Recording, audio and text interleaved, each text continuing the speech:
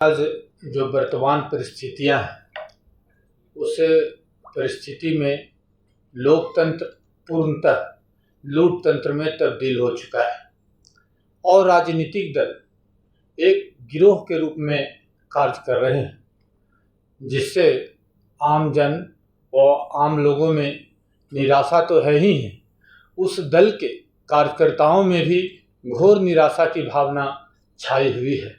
क्योंकि आप देखते हैं कि जिस तरह से पार्टियों ने कंपनियों की तरह अपना रूप ले लिया है, इस कारण से उस पार्टी के कार्यकर्ता कर्मचारी हो गए, क्योंकि लोगों का स्वाभिमान मर चुका है।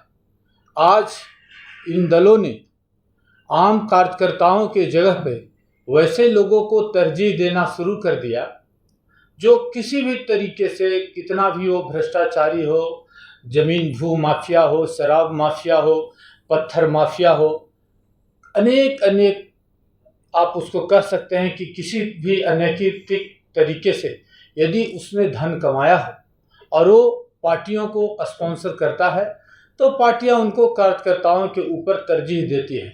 और देखने में यही आ रहा है, क्योंकि आप सब मीडिया बंधुओं से छुपा हुआ नहीं है कि वर्तमान में लोकतंत्र में ऐसे राजनीतिक दल करोड़ों करोड़ खर्च करके सत्ता पर काबिज होने के लिए प्रयास कर चुके हैं।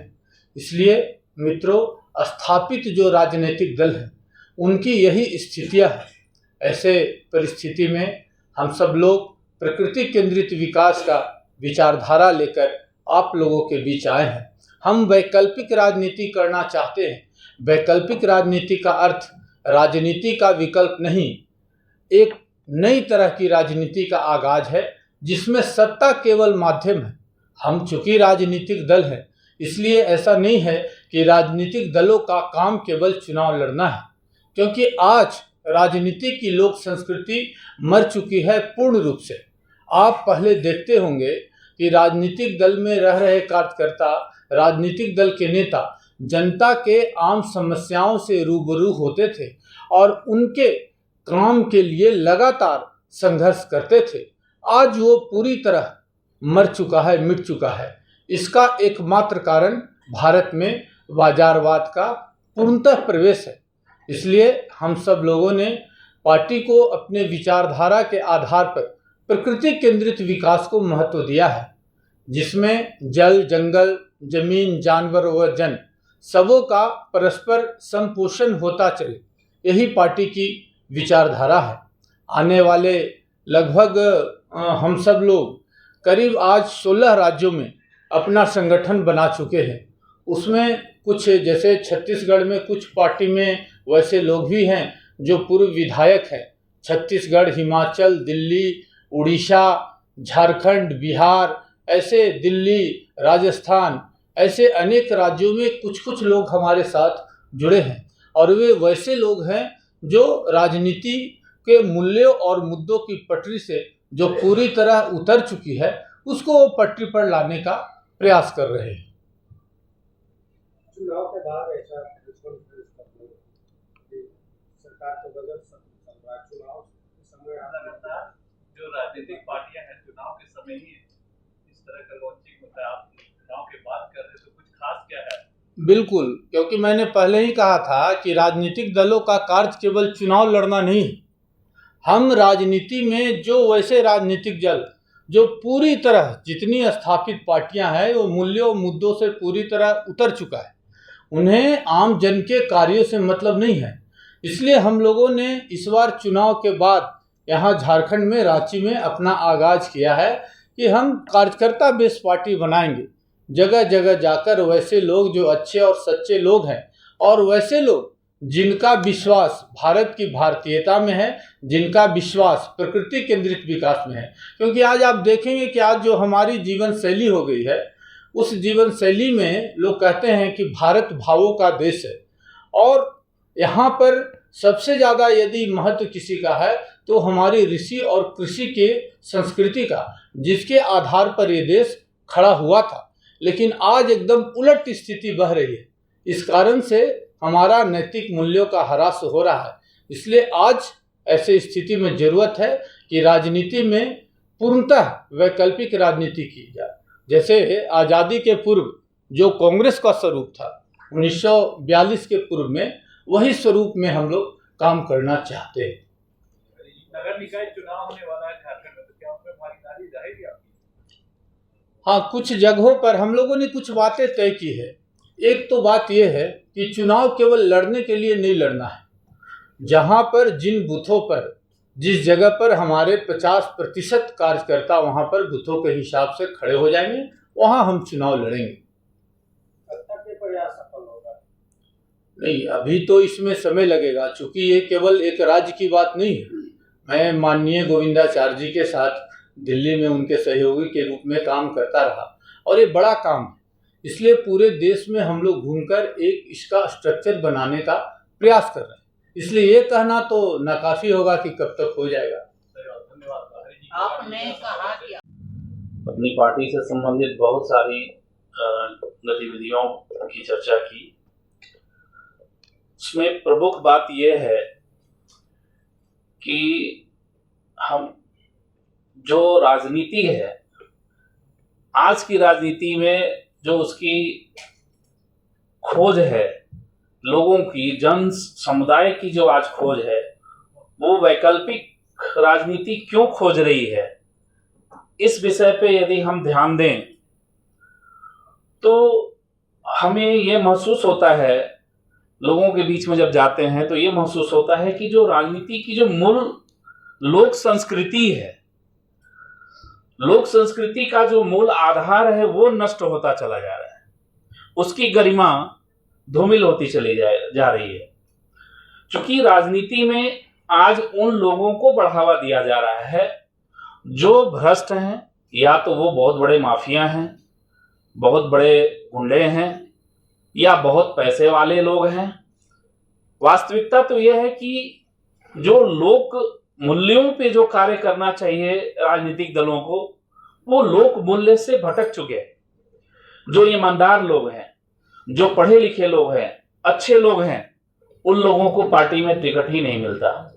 यदि आप भाजपा में ही देख लें, किसी भी पार्टी में देख लें, तो उसमें मैक्सिमम जितने भी विधानसभा और लोकसभा में जाने वाले लोग हैं, आप उनका पूरा इतिहास उठा करके देख लीजिए एक नजरों में, तो सभी करोड़पति हैं, मैक्सिमम करोड़पति है, चाहे वो विधायक हो या सांसद हो। तो आज जो ये वर्तमान परिप्रेक्ष्य में जो राजनीति की मांग है कि आम इंसान जो पैसे वाला नहीं है लेकिन वो नैतिक मूल्यों से समझौता नहीं कर सकता है, वैसे लोगों को राजनीति में आनी चाहिए, वैसे लोगों को संसद में जाना चाहिए, वैसे लोगों को विधानसभा में जानी चाहिए। वो परिपाटी खत्म हो चुकी है। जनता का जो ध्यान है वो पूरी तरह से लोग ऐसा मोटिवेट कर देते हैं, ऐसा इस तरह का लोगों को मनभावन जो घोषणाएं हैं वो करते हैं कि आम पब्लिक उसमें फंस जाती है। आज इस प्रेस कॉन्फ्रेंस के माध्यम से हम देश के जनता से ये अपील करना चाहते हैं कि वैसे लोगों को ही वैसे उम्मीदवार को वोट दें जो स्वच्छ छवि वाले हों, स्वच्छ छवि वाले हों और समाज में कार्य करने वाले हैं, लोगों के दुख दर्द को देखने वाले हैं, समझने वाले हैं। ऐसे लोगों को ही वो वोट दें। यदि वैसे उम्मीदवार नहीं हैं तो आप नोटा पर आप वोट कीजिए। इससे कभी न कभी परिवर्तन तो आएगा ही आएगा। और आज ये देश की मांग है, ऐसा करने की अत्यंत आवश्यकता है कि हम अपने नैतिक मूल्यों को, अपनी संस्कृति के मूल्यों को खोते जा रहे हैं। ये बहुत दर्द की बात है। जैसा कि कौशलेंद्र जी ने बताया और हमारे एक पत्रकार भाई साहब ने बोला कि मैं पहले भाजपा में था, पहले कैसे कार्य प्रणाली थी, कैसे कार्यशैली थी, वो सारी चीजें तो आज लुप्त प्राय हो गई हैं।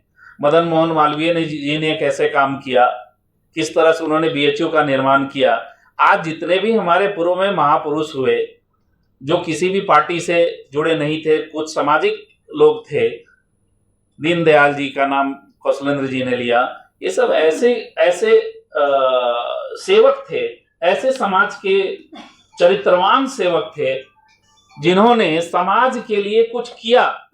आज वो दर्द महसूस होता है कि वैसा कार्य करने वाला कोई समाज सेवक ही नहीं है। हमारे सांसद हैं, हमारे विधायक हैं, उनको मतलब ही नहीं है कि समाज में क्या हो रहा है, हमारे गली मोहल्लों में क्या हो रहा है। आप उनके पास कोई भी अपना बात लेकर के जाएं तो सुनने को तैयार नहीं है। वहां भी भ्रष्टाचार है। आप इतना पैसा दे दो, आप ये कर दो तो आपका कार्य हो जाएगा। क्या है ये?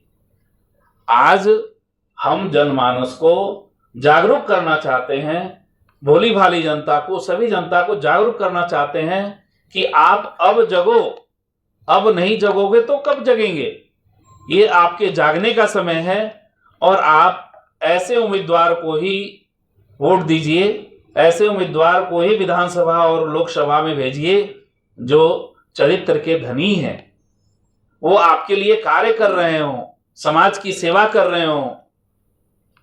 तो मैं आप सभी पत्रकार बंधुओं से भी मेरा निवेदन है कि समाज में आप लोग जब जाएं तो आप जनता के बहुत करीबी हैं, आप जनता के सेवक हैं आप, तो उन लोगों को भी, पब्लिक में भी ये विचार लोगों को दीजिए। आज आप अपने ही देख लीजिए झारखंड की जो स्थिति है, विधानसभा में किस तरह के लोग हैं, कैसे लोग हैं और क्या कार्य हो रहा है। आप लोग गली गली मोहल्लों में जाते हैं, एक एक विधायक का आप उसका इतिहास और चरित्र उठा करके देखिए तो आपको स्वयं उत्तर मिल जाएगा। तो हम लोगों को जागरूक करना है, जनता को जागरूक करना है कि ऐसे लोक सेवक को चुनिए जिससे कि आपकी भी प्रगति हो और देश का भी भविष्य उज्जवल हो, तभी विश्वगुरु बनेगा। किस मुद्दों को लेकर आ रही है? झारखंड में हमारी स्वाभिमान पार्टी आने वाले समय में क्षेत्रीय और राज्य स्तरीय जो है कई मुद्दे हैं, उन मुद्दों को लेकर के हम आ रहे हैं भविष्य में। इस पर हरि महतो जी विशेष रूप से प्रकाश डालेंगे और मैं चाहूंगा कि हरि महतो जी अभी हमारे झारखंड के प्रदेश अध्यक्ष हैं तो वो इस विषय पे विस्तृत रूप से उनका व्याख्यान दें। हमारे राष्ट्रीय कार्याध्यक्ष और राष्ट्रीय मंत्री जी का आप लोगों ने संबोधन सुना। अभी जो झारखंड की राजनीतिक स्थिति है और अभी वर्तमान में विधानसभा का सत्र भी चल रहा है, आज बजट भी आने वाला है। मैं आशा करता हूं कि झारखंड का जो बजट आए उसमें जनता लाभान्वित हो और लाभ पहुंचे, यही कामना करूंगा। और झारखंड की जो वर्तमान स्थिति परिस्थिति को देखेंगे अभी तो इन 24 सालों में बीत जाने के बाद झारखंड की जो स्थिति है, आप देखिए और गौर करिए कि किसी की भी सरकार आई हो, कोई भी मुख्यमंत्री आज इन बीते हुए सालों में अपने कार्यकाल को विधिवत सिवाय एक छोड़ करके नहीं कर पाए। क्या परिस्थिति होता है सोचिए और समझिए, और ये हम जनता को भी समझने का काम। और आप देखेंगे अभी विधानसभा का सत्र चल रहा, हमारे विधायक और मंत्री लोग सिवाय इतना पैसा खर्च होने के बावजूद सिर्फ दुत्तू में एक दूसरे पर आरोप प्रत्यारोप लगाने के सिवा कुछ काम नहीं हो रहा है। न किसानों के लिए कोई हित का काम सोच रहे हैं, न शिक्षा के क्षेत्र में उस तरह का विचार बना रहे हैं कि हमारे राज्य में ये होना चाहिए, सिवाय सिर्फ आरोप प्रत्यारोप के। तो मेरा कहने का मतलब है जनता का जो पैसा है, इतना पैसा खर्च हो जाने के बावजूद भी जनता को लाभ न मिले तो ये पीड़ादायक है, दुखदायी है। और अभी वर्तमान विधानसभा में जो स्थिति गर्म है, आप पार्टी के मुद्दे बताइए क्या, उसको भी आप लोग भली भांति जान रहे हैं और देख रहे हैं। तो हमारी पार्टी इसी बीच में वैकल्पिक के तौर पे स्वाभिमान पार्टी, हम झारखंड में एक नया विकल्प देने के लिए आए और हम अपने उद्देश्यों को जन जन तक पहुंचाएंगे और पहुंचाने का काम भी हम लोग जोर शोर से करेंगे। धन्यवाद। अध्यक्ष भाई, लोगों को कैसे जोड़िएगा? यहाँ पे पहले ही बहुत सारी पार्टियां हैं, आप प्रदेश अध्यक्ष से आपकी ऊपर जिम्मेवारी ज्यादा आएगी। जी, उन जिम्मेवारियों को हमें स्वीकारना होगा, लोगों को समझाना होगा, बताना होगा। संघर्ष तो बिना संघर्ष के तो कुछ होता नहीं है। लोगों के बीच जाकर के संघर्ष को स्वीकारना होगा। कौन सा मुद्दा लगता है जो झारखंड में आपको यह मुद्दा लगता है? जी, झारखंड में मुद्दे अभी ऐसे हैं। सबसे बड़ा झारखंड में मुद्दा बेरोजगारी का है, जल जंगल जमीन को बचाने का लेकर के है। यहाँ का जो खनिज संपदा को दिन रात लुटाया जा रहा है, उसको बचाने का मुद्दा है। ये सब सारी मुद्दे हैं। बेरोजगारी का है, शिक्षा का है, ये तो मुद्दा ही है। मौजूदा सरकार भी जल जंगल जमीन की बातों को जनता के सामने रखी और उसी पर उनको जो है सत्ता भी मिली। आप पर जनता क्यों विश्वास करेगी? देखिए, विश्वास तो जनता को किसी न किसी पर विश्वास तो करना ही होगा। नहीं विश्वास करेंगे तो आप कैसे कह सकते हैं कि हमें, जब हम धरातल पर उतरेंगे, हमारे कार्यों को देखेंगे तो जनता विश्वास करेगी।